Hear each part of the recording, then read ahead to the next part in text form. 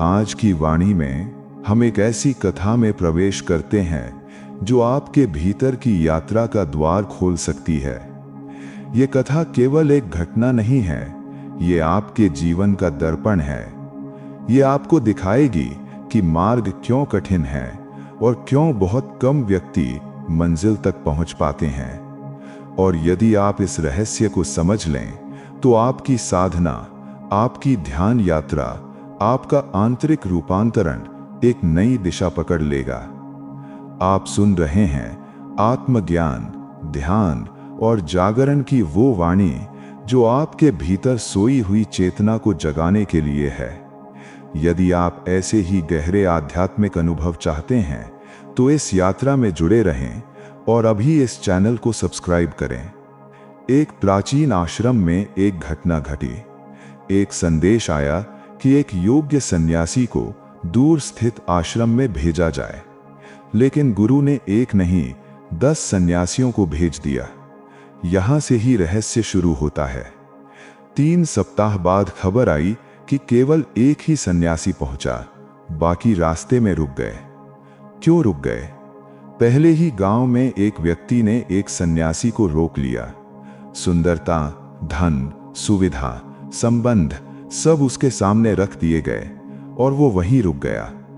दूसरे गांव में सत्ता, सम्मान और बिना श्रम का जीवन मिला। एक और रुक गया। फिर एक स्थान पर अहंकार को चुनौती मिली।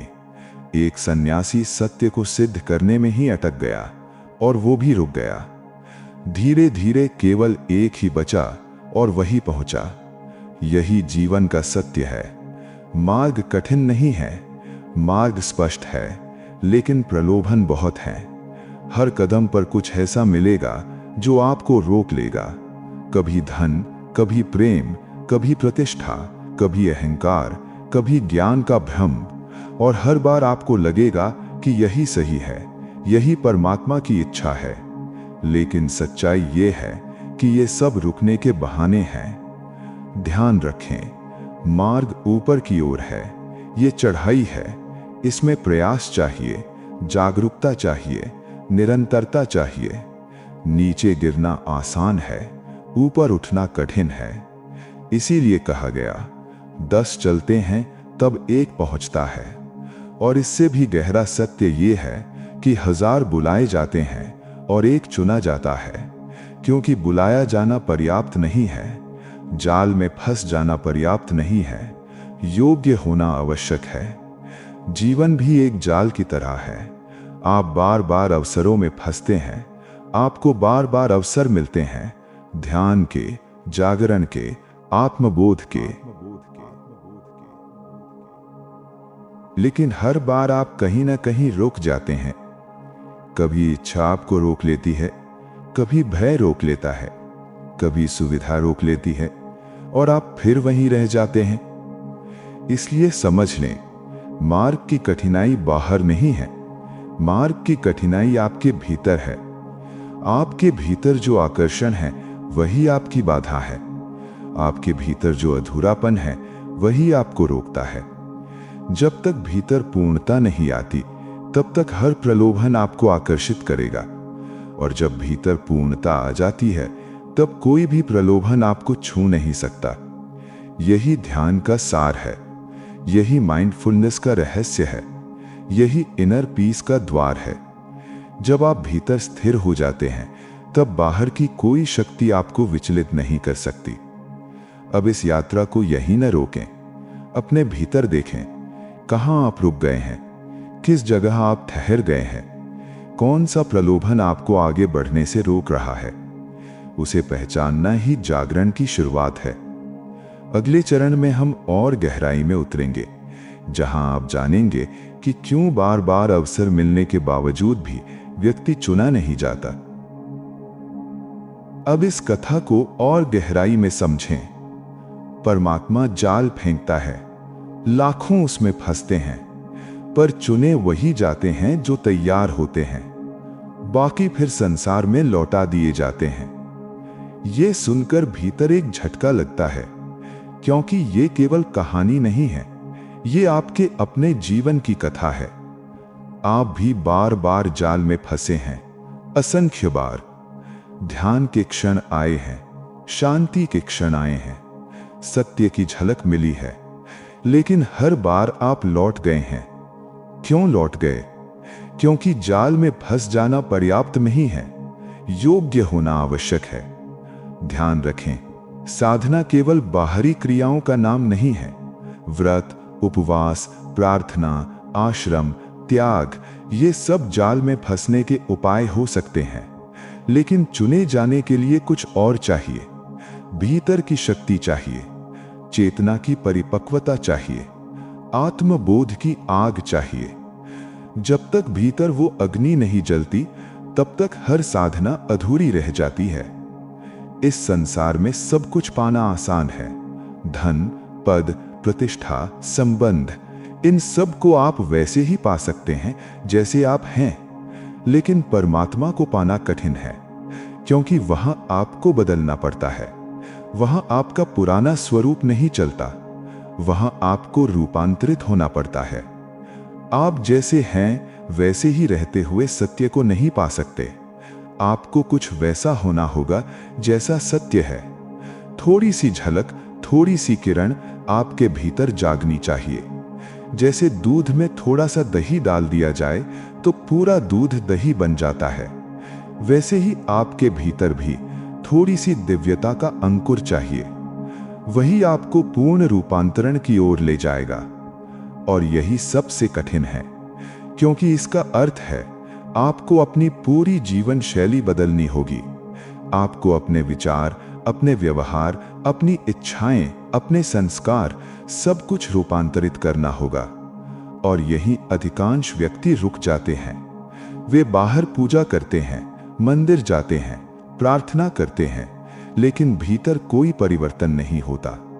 बाहर दीप जलते हैं, भीतर अंधकार बना रहता है। बाहर धूप जलती है, भीतर चेतना सोई रहती है। यही कारण है कि करोड़ों व्यक्ति साधना करते हैं, लेकिन बहुत कम व्यक्ति जागते हैं। क्योंकि बाहर का मंदिर सजाना आसान है, भीतर के मंदिर को जगाना कठिन है। समझ लें, जिस परमात्मा को आप खोज रहे हैं, वो किसी पत्थर के मंदिर में नहीं है, वो किसी बाहरी संरचना में नहीं है। वो चेतना का मंदिर है, और वो मंदिर आपके भीतर है। आप उसे बाहर बनाकर नहीं पा सकते, बल्कि आप उसी के द्वारा बने हैं। ये उल्टा सत्य है। आप मंदिर नहीं बना रहे, मंदिर ने आपको बनाया है। फिर आप बाहर मंदिर बनाकर किसे खोज रहे हैं? आप जो भी बनाते हैं वो आपसे छोटा ही होगा।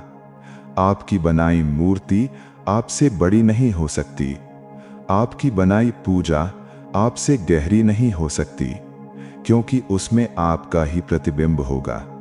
आपका क्रोध, आपका लोभ, आपकी इच्छाएं, आपकी सीमाएं, सब कुछ उसमें उतर जाएगा। इसलिए यदि भीतर अशांति है तो बाहर का मंदिर भी अशांत होगा। यदि भीतर लोभ है तो बाहर की पूजा भी लोभ से भरी होगी। यदि भीतर अंधकार है तो बाहर की आरती भी केवल प्रकाश का अभिनय होगी। इसलिए अब दिशा बदलें, बाहर से भीतर की ओर मुड़ें। यही ध्यान की असली शुरुआत है। यही इनर ट्रांसफॉर्मेशन का मूल है। यही माइंडफुलनेस का सार है। जब आप भीतर उतरते हैं, तभी वास्तविक मंदिर प्रकट होता है। और जब वो मंदिर प्रकट होता है, तब कोई बाहरी साधन आवश्यक नहीं रहता।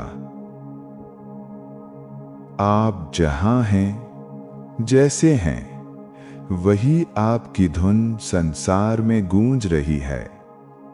आपका ही स्वर हर मंदिर में प्रतिध्वनित हो रहा है। इसीलिए बाहरी मंदिरों ने मनुष्य को जोड़ा नहीं, तोड़ा है, क्योंकि जो उन्हें बनाता है वही अपनी हिंसा, अपना भय, अपना अज्ञान उनमें भर देता है। और फिर वही मंदिर संघर्ष का कारण बन जाते हैं।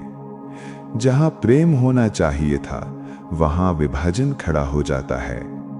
इसलिए समझ लें, आप बाहर जिसको पूज रहे हैं वो वास्तव में आपका ही प्रतिबिंब है। आप अपने ही स्वरूप की पूजा कर रहे हैं। और जब तक ये समझ नहीं आती, तब तक व्यक्ति मंदिरों में भटकता रहता है, लेकिन कभी उस सत्य तक नहीं पहुंच पाता। क्योंकि सत्य बाहर नहीं है, सत्य उस मंदिर में है जिसे किसी व्यक्ति ने नहीं बनाया। सत्य उस मंदिर में है जो स्वयं अस्तित्व ने रचा है, और वो मंदिर आप हैं। यही वो क्षण है जहां ध्यान की दिशा बदलती है, बाहर से भीतर की ओर। अब इस रहस्य को और गहराई से समझें। एक सुगंध है जो आपके भीतर जन्म लेती है। एक आनंद है जो आपके अस्तित्व के केंद्र में छिपा है। लेकिन आपकी स्थिति उस मृग जैसी है जिसके भीतर कस्तूरी है और वो उसे बाहर खोजता फिरता है। वो दौड़ता है, भटकता है, घायल होता है, लेकिन उसे ये समझ नहीं आता कि जिसे वो खोज रहा है वो उसी के भीतर है। आप भी वैसा ही कर रहे हैं। आप आनंद को बाहर खोज रहे हैं, कभी संबंधों में, कभी धन में, कभी प्रतिष्ठा में, कभी किसी अनुभव में। और हर बार आपको लगता है कि आनंद बाहर से आ रहा है, लेकिन सच्चाई बिल्कुल उल्टी है। आनंद हमेशा भीतर से उठता है। बाहर केवल एक अवसर बनता है, एक प्रतिबिंब बनता है जिसमें आप अपने ही आनंद को देख लेते हैं। लेकिन भ्रम ये हो जाता है कि वो बाहर से आया है। यहीं से भटकाव शुरू होता है, और ये भटकाव ही दुख का कारण है। जब तक आप बाहर खोजते रहेंगे, आप कभी नहीं पाएंगे, क्योंकि खोज की दिशा ही गलत है। ध्यान का अर्थ है इस दिशा को पलटना, बाहर से भीतर की ओर लौट आना। जब आप भीतर उतरते हैं, तब पहली बार आपको अनुभव होता है कि आनंद आपका स्वभाव है। वह कहीं बाहर नहीं है, वह आपके अस्तित्व की गहराई में, आपकी चेतना के केंद्र में निरंतर जल रहा है। आप केवल उससे अनजान हैं, और यही अज्ञान आपको भटका रहा है। इसलिए अब खोज को रोकें, ठहरें, शांत हों, भीतर उतरें। यही ध्यान है, यही आत्मज्ञान की शुरुआत है, यही इनर पीस का द्वार है। और जब ये द्वार खुलता है, तब व्यक्ति समझता है कि जिसे वह जन्मों से खोज रहा था, वह कभी खोया ही नहीं था। अब और गहराई में उतरें। आपने जीवन में अनेक बार अनुभव किया है कि कहीं आनंद मिला, कभी किसी संबंध में, कभी संगीत में, कभी स्वाद में, कभी धन में, कभी प्रतिष्ठा में। और हर बार आपको लगा कि आनंद बाहर से आया है। यही सबसे बड़ा भ्रम जन्म लेता है। समझें, जहां भी आपने आनंद अनुभव किया, वो बाहर से नहीं आया था, वो आपके ही भीतर से उठा था। बाहर केवल एक माध्यम बना, एक दर्पण बना, जिसमें आपकी ही गंध प्रतिबिंबित हुई। लेकिन आपकी दृष्टि उलट गई। आपने समझ लिया कि आनंद बाहर है, और यहीं से भटकाव शुरू हो जाता है। जब आप किसी व्यक्ति के साथ आनंद अनुभव करते हैं, तो आपको लगता है कि वही स्रोत है। लेकिन यदि वही स्रोत होता, तो आनंद सदा बना रहता। फिर वो बदल क्यों जाता है? क्यों आज जो सुख देता है, वही कल बोझ बन जाता है? क्यों आज जो आकर्षण है, वही कल विरक्ति बन जाता है? क्योंकि स्रोत बाहर नहीं था, स्रोत भीतर था। आपके भीतर एक तरंग उठी थी, और बाहर उसने केवल प्रतिध्वनि पाई थी। यही कारण है कि आप हर जगह थोड़ी थोड़ी झलक पाते हैं, लेकिन कभी पूर्णता नहीं पाते। आप एक जंगल में भटक रहे हैं, हर वृक्ष से सिर टकरा रहे हैं, हर दिशा में खोज रहे हैं, और हर बार लगता है कि बस यही मिल जाएगा। लेकिन फिर भी नहीं मिलता, क्योंकि खोज की दिशा गलत है। ध्यान का अर्थ है इस भूल को पहचान लेना। जब आप पहचान लेते हैं कि आनंद आपका स्वभाव है, तब बाहर की निर्भरता टूटने लगती है। तब आप समझते हैं कि कोई किसी को सुख नहीं दे सकता।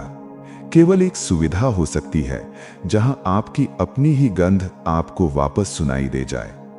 और इसी कारण व्यक्ति अकेले से डरता है, भीड़ में रहना चाहता है, संबंधों में रहना चाहता है, समाज में रहना चाहता है, क्योंकि अकेले में कोई दर्पण नहीं होता, कोई प्रतिध्वनि नहीं होती। और तब व्यक्ति बेचैन हो जाता है।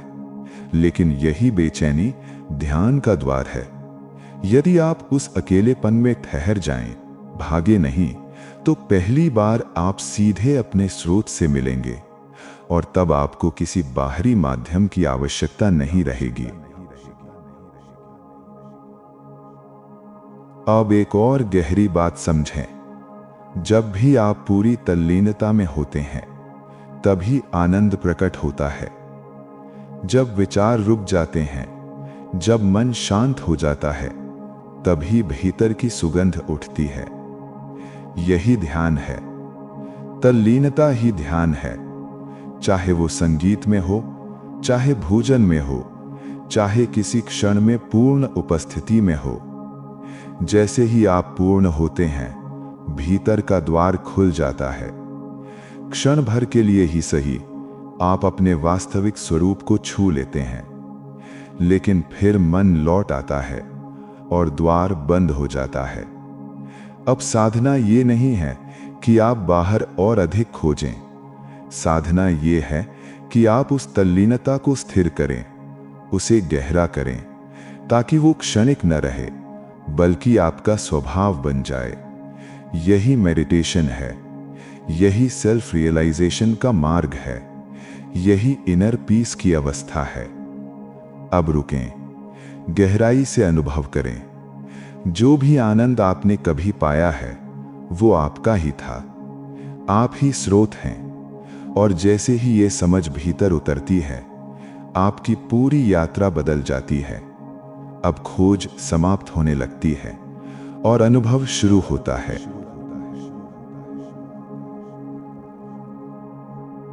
अब इस ध्यान यात्रा के सबसे गहरे सत्य में प्रवेश करें। आनंद आपका स्वभाव है। वो कहीं बाहर नहीं है, वो आपके अस्तित्व के केंद्र में छिपा है, और फिर भी आप उसे बाहर खोज रहे हैं। यही सबसे बड़ी भूल है। आप दौड़ रहे हैं, खोज रहे हैं, हर दिशा में प्रयास कर रहे हैं, लेकिन जहां देखना चाहिए वहां आपकी दृष्टि नहीं जा रही। भीतर बहुत कम व्यक्ति इस रहस्य को समझ पाते हैं। करोड़ों में कोई एक भीतर मुड़ता है, और जैसे ही वो भीतर मुड़ता है, जीवन में एक क्रांति घटित होती है। अचानक सब बदल जाता है। अब खोज समाप्त हो जाती है। अब पाने की कोई जरूरत नहीं रहती, क्योंकि जो चाहिए था वो पहले से ही भीतर था। अब जहां भी आप हों, जैसे भी हों, आनंद आपके साथ है। परिस्थितियां बदलती रहें, शरीर स्वस्थ हो या अस्वस्थ, धन हो या ना हो, जीवन में उतार चढ़ाव आते रहें, भीतर का संगीत अचल रहता है। ये वही अवस्था है जिसे इनर पीस कहा जाता है। ये वही अवस्था है जिसे सेल्फ रियलाइजेशन कहा जाता है। अब एक महत्वपूर्ण प्रश्न उठता है, यदि ये इतना सरल है, तो फिर सभी इसे क्यों नहीं पा लेते? कहाँ रुकावट है? क्यों व्यक्ति बार बार चूक जाता है? यहां 3 गहरी बाधाएं हैं: काम, क्रोध, लोभ। इन तीनों को समझना आवश्यक है। काम का अर्थ केवल इंद्रिय इच्छा नहीं है।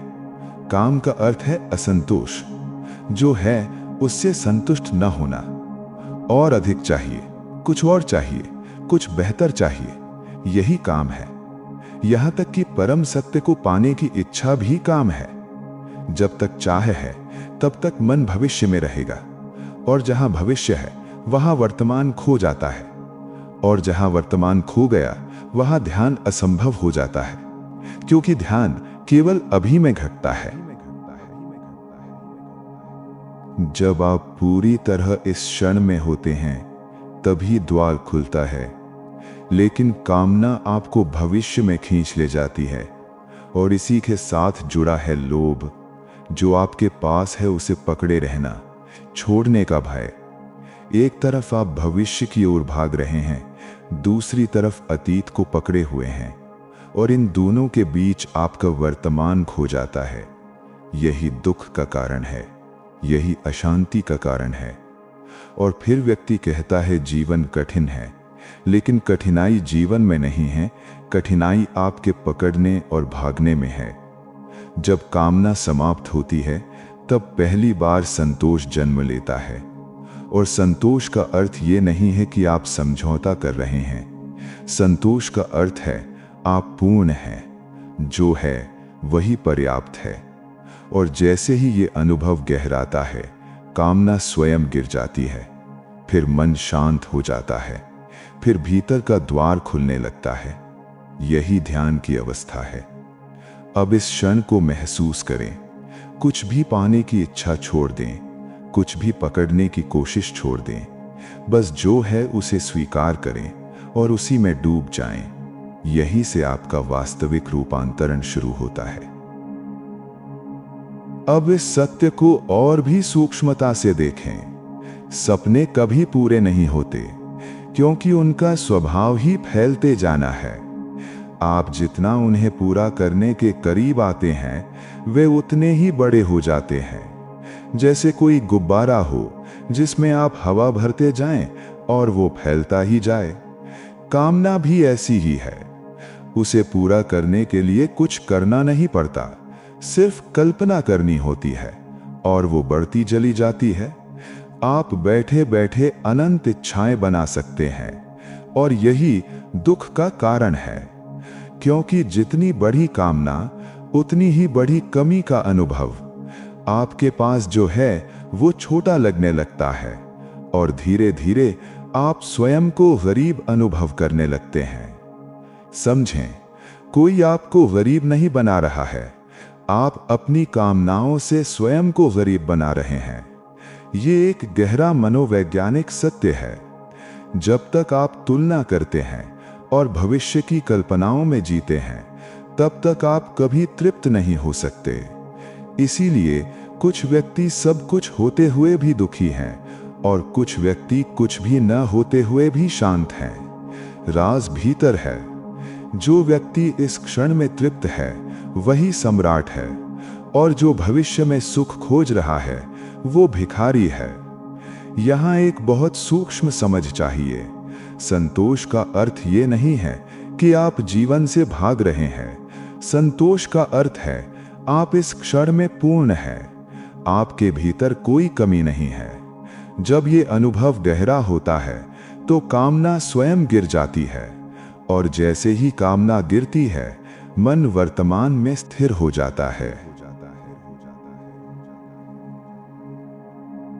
अब एक और गहरी बात समझें। आप दो दिशाओं में खिंचे हुए हैं। एक तरफ अतीत है जिसे आप पकड़े हुए हैं, दूसरी तरफ भविष्य है जिसकी आप कल्पना कर रहे हैं, और इन दोनों के बीच वर्तमान का क्षण खो जाता है। यही संघर्ष है, यही तनाव है, यही चिंता है। अतीत को पकड़ना लोभ है, भविष्य की ओर भागना काम है, और इन दोनों के बीच आपका अस्तित्व बिखर जाता है। लेकिन एक तीसरी संभावना है, वर्तमान। यही एकमात्र द्वार है। यही ध्यान घटता है, यही आत्मज्ञान प्रकट होता है, यही इनर पीस जन्म लेता है। लेकिन ये द्वार बहुत सूक्ष्म है, बहुत संकीर्ण है। यहाँ एक भी अतिरिक्त विचार प्रवेश नहीं कर सकता। यहाँ केवल शुद्ध चेतना ही प्रवेश कर सकती है। इसलिए कहा गया है कि ये मार्ग सरल है, लेकिन द्वार बहुत सूक्ष्म है। अब इस क्षण को महसूस करें। न अतीत को पकड़ें, न भविष्य की कल्पना करें। बस इस क्षण में उतर जाएं। यही क्षण आपका वास्तविक स्वरूप है। यही सब कुछ उपस्थित है। यही वो मंदिर है जिसे आप खोज रहे थे। और जैसे ही आप इसमें प्रवेश करते हैं, आपका सारा संघर्ष समाप्त हो जाता है। अब कोई खींचतान नहीं रहती, अब कोई द्वंद्व नहीं रहता, केवल शांति, केवल स्थिरता, केवल आनंद। यही ध्यान की पराकाष्ठा है। अब इस अनुभव को अपने भीतर उतरने दें और इस ध्यान यात्रा को यहीं समाप्त ना करें, इसे अपने जीवन में उतारें। अब इस अंतिम गहराई में उतरें। मनुष्य पागल है, अंतर केवल मात्रा का है। कोई थोड़ा संभाल लेता है तो वो सामान्य दिखाई देता है, और कोई नहीं संभाल पाता तो वो पागल कहलाता है। लेकिन भीतर उथल पुथल सबके भीतर चल रही है। विचारों का शोर, इच्छाओं का तूफान, भय और असुरक्षा की आग, ये सब मिलकर मन को असंतुलित बना देते हैं। और यदि ये प्रक्रिया ऐसे ही चलती रहे तो व्यक्ति का अंत पागलपन में ही होगा। लेकिन अस्तित्व की करुणा है कि जीवन छोटा है, मृत्यु आ जाती है और विश्राम दे देती है। अन्यथा व्यक्ति अपनी ही उलझनों में पूरी तरह खो जाता। अब समझें, काम और लोभ मन को बांधने वाली दो गहरी जंजीरें हैं। कामना संतोष से गिर सकती है, लेकिन लोभ अधिक सूक्ष्म है। लोभ का अर्थ है पकड़ना, जो है उसे छोड़ने का भय। आप चीजों को पकड़ते नहीं हैं, चीजें आपको पकड़ लेती हैं, और धीरे धीरे आप मालिक नहीं रहते, आप गुलाम बन जाते हैं। यही सबसे बड़ा दुख है। जो व्यक्ति बांट नहीं सकता वो जी नहीं सकता, क्योंकि जीवन का स्वभाव बहना है। जहां ठहराव है वहां मृत्यु है, जहां प्रवाह है वहां जीवन है। इसलिए देने की कला सबसे बड़ी साधना है।